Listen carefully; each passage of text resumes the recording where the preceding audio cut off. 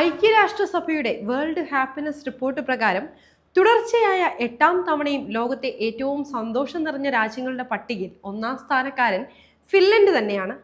എന്നും സന്തോഷം മാത്രം. അതെന്താ, ഫിൻലൻഡിൽ പ്രശ്നങ്ങളൊന്നുമില്ലേ? എന്താണ് ഇവരുടെ സന്തോഷത്തിന്റെ രഹസ്യം? ഇങ്ങനെയൊക്കെ ചിന്തിക്കാത്തവരായി ആരും കാണില്ല.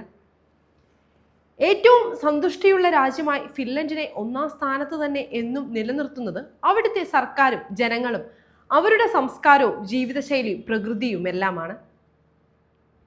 എല്ലാറ്റിലും സംതൃപ്തി മാത്രം കണ്ടെത്തുന്ന ഒരു ജനത. ശുദ്ധവായു, ശുദ്ധജലം, ശുദ്ധമായ പച്ചക്കറികൾ, ഒപ്പം സന്തോഷത്തോടെയും സമാധാനത്തോടെയും ആകുലതകളില്ലാതെയും സുരക്ഷാ ഭീഷണികളില്ലാതെയും ജീവിക്കാനുള്ള അന്തരീക്ഷം. ഇപ്പോൾ പറഞ്ഞവയെല്ലാം ഒരു രാജ്യത്തിനുണ്ടെങ്കിൽ ആ രാജ്യത്തെ ജനത എങ്ങനെ സന്തുഷ്ടരല്ലാതിരിക്കും? അഴിമതി രഹിതം എന്ന് പേര് കേട്ട രാജ്യമാണ് ഫിൻലൻഡ്. പരസ്പരമുള്ള വിശ്വാസം അതുകൊണ്ട് തന്നെ ദൃഢമാണ്. അയൽക്കാരെയും പൊതുജന സേവകരെയും സ്ഥാപനങ്ങളെയും സർക്കാരിനെയും അവർ കണ്ണുമടച്ച് വിശ്വസിക്കുന്നു. ആ വിശ്വാസത്തിന് ഒരു കോട്ടവും തട്ടാതെ അവർ ജനങ്ങളോട് നീതി കാണിക്കുന്നു.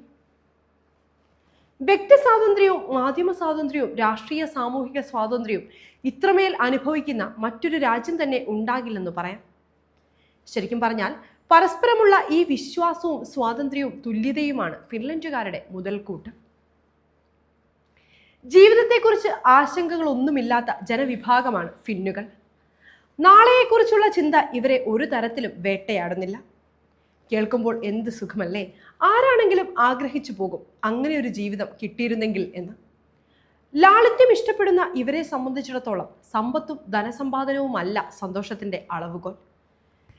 ഫിൻലൻഡിൽ പാവപ്പെട്ടവനെയും ധനികനെയും വേഷഭൂഷാദികളിലോ പെരുമാറ്റത്തിൽ നിന്നോ തിരിച്ചറിയാൻ ഒരിക്കലും സാധിക്കില്ല. പരസ്പരം താരതമ്യം ചെയ്യുക എന്നത് ഇവരുടെ ശീലമേയല്ല. വലിയ സ്വപ്നങ്ങളും ഫിൻലൻഡുകാർക്ക് ഇല്ല. നിശബ്ദതയെ ബഹുമാനിക്കുന്ന ഫിന്നുകൾ ഉള്ളത് ഉള്ളതുപോലെ പറയുന്ന നേരെ വാ നേരെ പോ ശീലക്കാരാണ്. എന്താണ് നിങ്ങളുടെ സന്തോഷമെന്ന് ചോദിച്ചാൽ ഫിൻലൻഡുകാർ വിരൽ ചൂണ്ടുക പ്രകൃതിയിലേക്കാണ്. 3,38,145 കിലോമീറ്റർ സ്ക്വയർ വിസ്തൃതിയിലുള്ള രാജ്യത്തിന്റെ 70% വനമാണ്. തകർക്കപ്പെടാത്ത പ്രകൃതിയുടെ ഈ സൗന്ദര്യത്തിൽ അലിഞ്ഞ് ജീവിതം ആസ്വാദ്യകരമാക്കുന്നവരാണ് ഫിന്നുകൾ. പ്രീ സ്കൂൾ തലം മുതൽ തന്നെ പ്രകൃതിയുമായി ഇടപഴകാൻ ഇവരെ പഠിപ്പിക്കും. വീടിനകത്ത് അടച്ചിരിക്കാൻ ഇഷ്ടമില്ലാത്ത, ഫോൺ ഉൾപ്പെടെയുള്ള ഇലക്ട്രോണിക് ഉപകരണങ്ങളിൽ മുഖം പൂഴ്ത്തിയിരിക്കാൻ ഇഷ്ടപ്പെടാത്ത ഇവർ ആഴ്ച അവസാനങ്ങളിൽ യാത്രയ്ക്കായി മാറ്റിവെക്കുന്നു. ആ യാത്രകൾ നമ്മുടേതുപോലെ നഗരങ്ങളിലേക്കല്ല, വനമേഖലകളിലേക്കാണെന്ന് മാത്രം. നൈറ്റ് ലൈഫുകളെക്കാളും പാർട്ടികളെക്കാളും പ്രകൃതിയാണ് അവരുടെ ജീവിതത്തിന് ഉല്ലാസമേകുന്നത്. കടലിൽ നിന്ന് ഉയർന്ന് സ്ഥലവിസ്തീർണം കൂടി വരുന്ന രാജ്യമെന്നൊരു പ്രത്യേകത കൂടി ഈ ഫിൻലൻഡിലുണ്ട്. മറ്റൊന്ന് തടാകങ്ങളാണ്. തടാകങ്ങളുടെ നാടെന്നറിയപ്പെടുന്ന ഈ രാജ്യത്ത് ഏകദേശം 2 ലക്ഷത്തോളം തടാകങ്ങളാണ് ഫിൻലൻഡിനുള്ളത്. കാടുകൾ ഏറെയുള്ള ഇവിടെ നിരവധി കടലാസു ഫാക്ടറികളുമുണ്ട്. പൊതുജനാരോഗ്യം, വിദ്യാഭ്യാസം, പൊതുഗതാഗതം തുടങ്ങിയവയിലെല്ലാം മുന്നിട്ട് നിൽക്കുന്ന രാജ്യമാണ് ഫിൻലൻഡ്. സർവകലാശാല തലം വരെ ഇവിടെ വിദ്യാഭ്യാസം സൗജന്യമാണ്. 10ാം തരം വരെ പരീക്ഷയുമില്ല. ഇതൊക്കെ കേൾക്കുമ്പോൾ ആർക്കാണേലും ഫിൻലൻഡിൽ പോയാൽ കൊള്ളാമെന്ന് തോന്നും, പ്രത്യേകിച്ചും പരീക്ഷകൾ ഇല്ലാത്ത സ്ഥിതിക്ക്. ലോകത്തെ ഏറ്റവും മികച്ച വിദ്യാഭ്യാസ സമ്പ്രദായം എന്ന പേരെടുത്ത ഫിൻലൻഡിൽ പരീക്ഷകളെക്കാളും കാണാപ്പാഠം പഠിക്കുന്നതിനേക്കാളും കാര്യങ്ങൾ മനസ്സിലാക്കി പഠിക്കുക, വിമർശനാത്മകമായി ചിന്തിക്കുക, ക്രിയാത്മകത വർദ്ധിപ്പിക്കുക എന്നിവയ്ക്കാണ് പ്രാധാന്യം നൽകുന്നത്. ഇവിടെ ഏറ്റവും കൂടുതൽ ശമ്പളവും ബഹുമാനവും ലഭിക്കുന്നത് പ്രൈമറി സ്കൂൾ അധ്യാപകർക്കാണ്.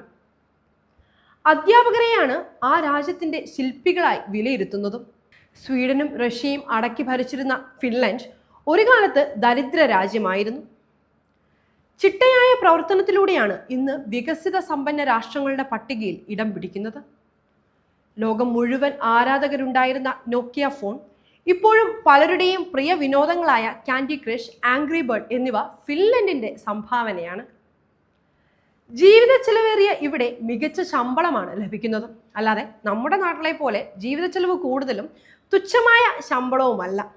മറ്റൊരു കാര്യം, ഫിൻലൻഡിൽ ലഭിക്കുന്ന ശമ്പളത്തിനനുസരിച്ച് നികുതിയും ഈടാക്കും. ഏകദേശം 25 മുതൽ 35% വരെ നികുതിയാണ് ഇവിടെ ഈടാക്കുന്നത്.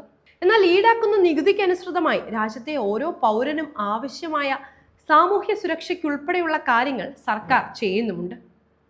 എല്ലാ കാര്യങ്ങൾക്കും സർക്കാർ ധനസഹായവും ലഭിക്കും.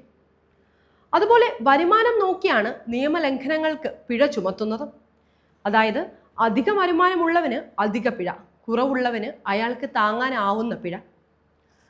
സാന്താക്ലോസിന്റെ നാടെന്നറിയപ്പെടുന്ന ഫിൻലൻഡ് തണുപ്പേറിയ ഒരു രാജ്യമാണ്. 192 രാജ്യങ്ങളിൽ നിന്നായി 7 ലക്ഷത്തോളം ആശംസാ കാർഡുകളാണ് ഓരോ വർഷവും ക്രിസ്മസ് അപ്പൂപ്പനായി ഇവിടെ എത്തുന്നത്. ലാപ്ലാൻഡിലാണ് ക്രിസ്മസ് അപ്പൂപ്പൻ ജീവിക്കുന്നത്. വേനൽക്കാലത്ത് ഇവിടെ 3-4 മാസത്തോളം സൂര്യൻ അസ്തമിക്കില്ലെങ്കിൽ തണുപ്പ് കാലത്ത് 2-3 മാസത്തോളം സൂര്യൻ ഉദിക്കുകയുമില്ല. ഇത് ജനതയുടെ മനോനിലയെ ബാധിക്കുന്നതായി ചില പഠനങ്ങൾ ചൂണ്ടിക്കാട്ടിയിട്ടുണ്ട്. വർഷത്തിൽ ഏതാനും നാളുകൾ ഇരുട്ടിൽ കഴിയുന്നതിനാൽ ഇവർ അല്പം നാണക്കാരും ചിലപ്പോഴെങ്കിലും വിഷാദികളുമായിരിക്കും അത്രേ. തണുപ്പേറിയതിനാൽ തന്നെ മദ്യപാനവും പുകവലിയും ഇവിടെ സാധാരണമാണ്.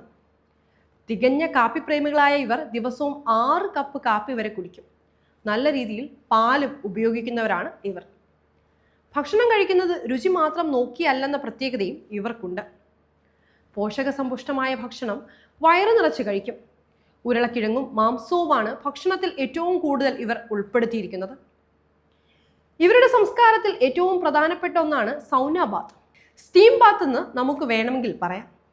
ആഴ്ചയിൽ 1 ദിവസമെങ്കിലും സൗന ബാത്ത് ചെയ്യുന്നവരാണ് ഇവർ. കേരളത്തിലെ 1/7 ജനസംഖ്യ മാത്രമാണ് ഫിൻലൻഡിലുള്ളത്.